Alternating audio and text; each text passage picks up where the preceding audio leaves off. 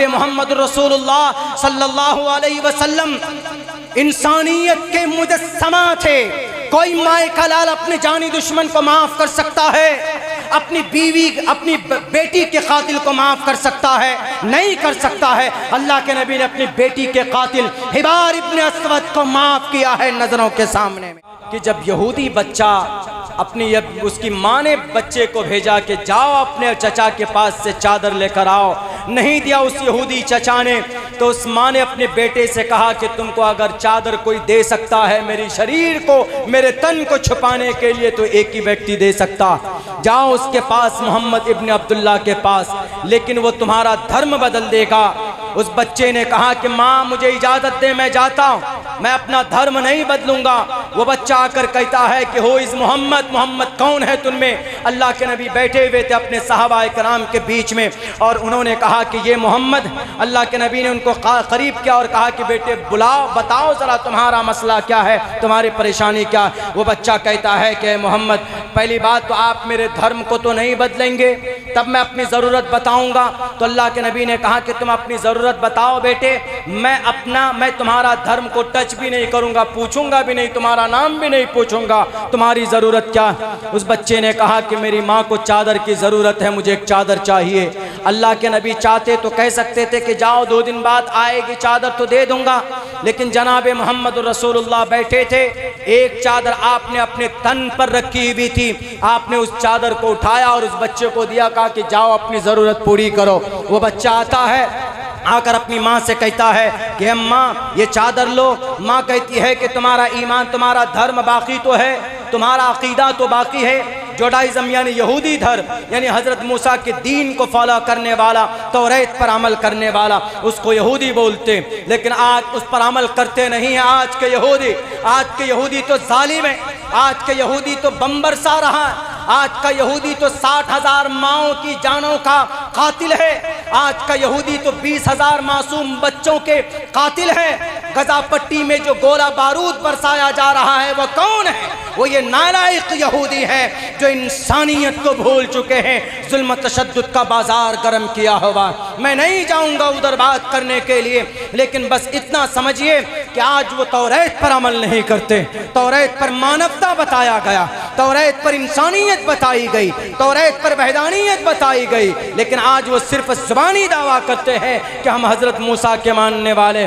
मेरे भाइयों, जब उस माँ ने कहा कि बेटे तुम्हारा ईमान तो सलामत है, यानी तुम्हारा अकीदा तो सलामत है, उस बच्चे ने कहा कि माँ तुम गलत हो, तुमने जिस मोहम्मद के बारे में जो बातें कही दूर दूर तक वो चीज़ें उनमें नहीं पाई जाती।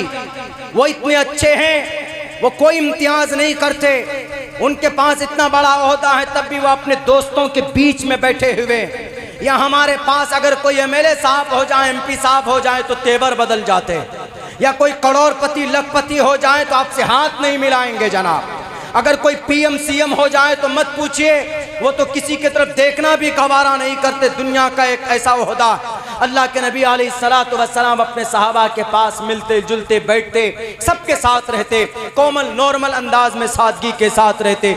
उन्होंने कहा कि माँ तुम गलत हो, जिस मोहम्मद ने हमसे दीन नहीं पूछा और जिस मोहम्मद ने मेरी ज़रूरत पूछ करके ज़रूरत जानी तो फ़ौरन अपनी चादर को मेरे हवाले किया है। मेरी माँ तुम्हारा धर्म गलत है, इस मोहम्मद इब्न अब्दुल्ला का धर्म सही है, तुम नहीं, लेकिन मैं जाता हूँ उनका ग़ुलाम बनने के लिए। माँ ने कहा कि बेटे रुको, मैं भी साथ में जाता हूँ। अल्लाह के नबी के इस अखलाक की वजह से दोनों माँ और बेटे हालते दोनों इस्लाम कबूल किया और उन्होंने कहा अशहदु अल्ला इलाहा इल्लल्लाह व अशहदु अन्ना मुहम्मदर रसूलुल्लाह।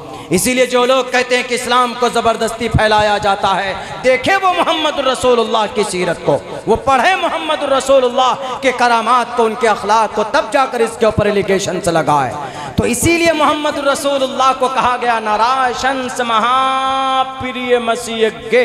अल्लाह के नबी इतने महान हैं कि पूरी दुनिया के अंदर प्रिय मित्र माने जाते हैं जनाब मोहम्मद रसूलुल्लाह। जितनी मोहब्बत मोहम्मद रसूलुल्लाह से लोग करते हैं, दुनिया के लोग शायद किसी और व्यक्ति से नहीं करते। अल्लाह के नबी के अंदर कूट कूट कर अच्छाइयाँ भरी हुई थी, कूट कूट कर सच्चाइयाँ भरी हुई थी जनाब मोहम्मद रसूलुल्लाह सल्लल्लाहु अलैहि वसल्लम में।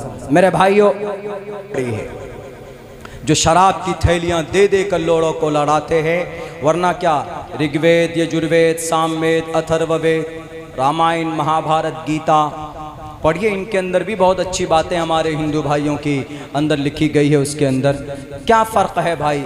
हम एक अल्लाह को मानते हैं, कुरान की आयत पढ़ते कुल हुवल्लाहु अहद अल्लाहुस समद लम यलिद वलम यूलद वलम यकुल लहू कुफुवन अहद। हमारे हिंदू भाई इसी को ब्रह्मा सूत्र के नाम से पढ़ते, एकम्मा ब्रह्मा द्वितीयो नास्ते नहना नास्ते किंचन।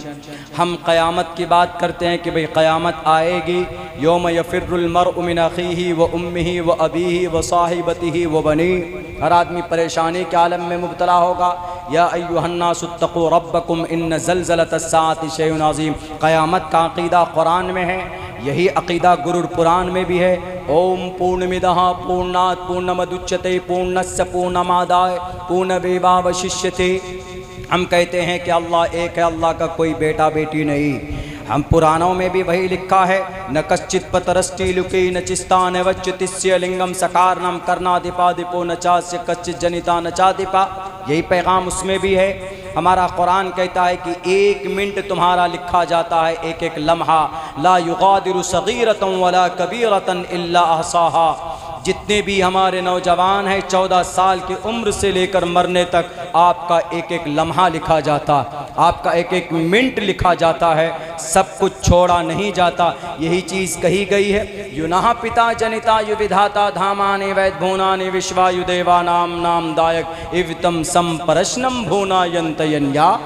यही बात उसमें भी लिखी गई कि मरने के बाद ईश्वर के सामने आना है और कहना है कि हम इतने मर्तबा मुखिया रहे, ये ईश्वर हम एमपी रहे। तो ईश्वर कहेगा एमपी बाद में, पहले मुखिया में जो घोटाला किया वो बताओ। मुर्गा बना दिया जाएगा, वहाँ हिसाब किताब होगा। युना पिता जनिता का यही मतलब है हर किसी के लिए। मुसलमान का तो ज़्यादा है, मुसलमानों के लिए तो अल्लाह के नबी एक हदीस पेश करते हैं कि क़यामत में सवाल होगा, उम्र के बारे में पूछा जाएगा, वन उम्र ही फ़ीमा अपना, उम्र कहाँ बिता कर आए। लेकिन हमारे जो नौजवान तबका जो सोशल मीडिया में एकदम मस्त पड़े रहते हैं, हर वक्त अपनी जवानी को बर्बाद करते हैं, उनके लिए भी कहा गया वन शबाबी फ़ीमा अबला। अपनी जवानी यानी 15 साल से लेकर 45 साल या 50 साल जवानी है, नौजवानी से जवानी यंग ब्लड है, हर चीज़ में एकदम बिल्कुल पुरजोश हो जाते हैं हमारे नौजवान, चूँकि खून गर्म होता है उनका, आगे पीछे कोई परवाह नहीं करेंगे। देखते हैं ना, बाइक पे बैठते हैं, बाइक में भले ही 100 सीसी की बाइक हो, उसको एकदम 150 की स्पीड पे भगाने।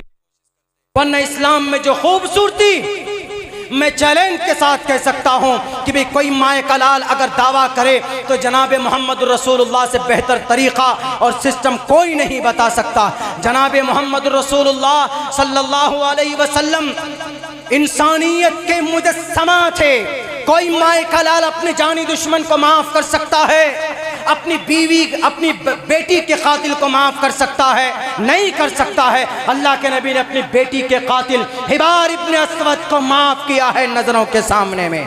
उनकी बीवी को नेज़ा मारा था, हालत वो हमल से थी, उनका हमल भी साक़ित हुआ और उसी ज़ख्म से पूरी अपनी ज़िंदगी के अंदर उनकी वफ़ात भी हो गई। अपनी जानी दुश्मन अपनी बेटी के कातिल को अल्लाह के नबी ने माफ़ किया। अपने चचा के जिस्म के टुकड़े करने वाले जुबैर बिन मुतइम का गुलाम वहशी रज़ी अल्लाह ताला अन्हु बाद में ईमान लाए। अल्लाह के नबी के जिस्म के टुकड़े करने वाले वहशी को भी अल्लाह के नबी ने सीने से लगाया है। कोई माए का लाल जो कहे अल्लाह के नबी का जानी दुश्मन अबू जहल का बेटा, उसको भी आप अलैहिस्सलाम ने माफ़ कर दिया है। यहाँ तक कि कई ईमान वालों का कत्ल करने वाला अब्दुल्ला इब्न असद, अल्लाह के नबी ने फतेह मक्का के मौके पर उनको भी माफ़ किया। इतना बड़ा दिल वाला अगर कोई है वो जनाब मोहम्मद रसूलुल्लाह सल्लल्लाहु अलैहि वसल्लम। उनकी लाई हुई शरीयत गलत कैसे हो सकती? बहरकैफ मेरे भाइयों, बड़ी कुर्बानियों के साथ, बड़ी मेहनत के साथ ये इस्लाम हम तक आया है, पहुँचा है। वक्त काफ़ी हो चुका है, चूँकि मुझे लंबा सफ़र भी करना है। और भी लोग बैठे हैं, शायद उनकी भी बात होनी, लेकिन इतनी बात समझ में आनी चाहिए हमारी भी और लोगों की भी कि मेरे साथियों, मेरे दोस्तों, इस्लाम से बेहतर सिस्टम और निज़ाम दुनिया के अंदर किसी भी मज़हब में नहीं है।